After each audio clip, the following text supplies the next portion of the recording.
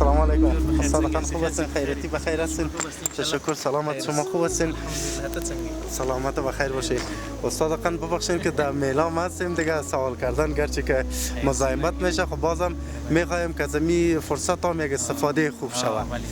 استاد بزرگوار، نظرتان در قسمت امی اطفالی که در اجتماع نشست و برخاست ندارن و نمیشینن، توصیه‌تان برای اینا چی است؟ چی کنند که اینا مجردشان زیادتر شود؟ ډیره مننه هارون صاحب. امام اشمیق رحمه الله یو ورځ د کور نه راووته، خاندي.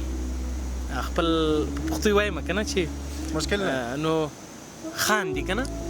نو یو چا نه پوښتنه وکړه، خپل شاګرد یې نه پوښتنه وکړه چې استاده ولې دې خندل؟ وایي هغه وویلې چې په کور کې مې لور رانه پیسې غوښتې. وایي ما ورته ویلې چې پیسې را سره نشته، زه لاړه شه.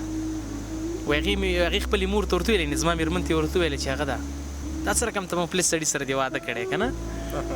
یعنې دا زموږ استاسې باید دا وجیبه وګڼو چې خپل بچی یا خپل زوی په داسې انداز سره لوی کړو، په داسې انداز سره هغه ته تربیه ورکړو چې هغه هیڅ وخت د ویرې احساس ونه کړي، هغه هیڅ وخت د ډار احساس ونه کړي. داسې باید موږ داسې هغه ته شجاعت ورکړو، هغه ته زړورتیا ورکړو چې هغه په هر وخت کې که د مشرانو په منځ کې یا مثلا د محفل په منځ کې هغه باید شجاع او په زړورتیا سره وغږېږي. خو اما دلته دوه خبرې ډېرې مهمې دي.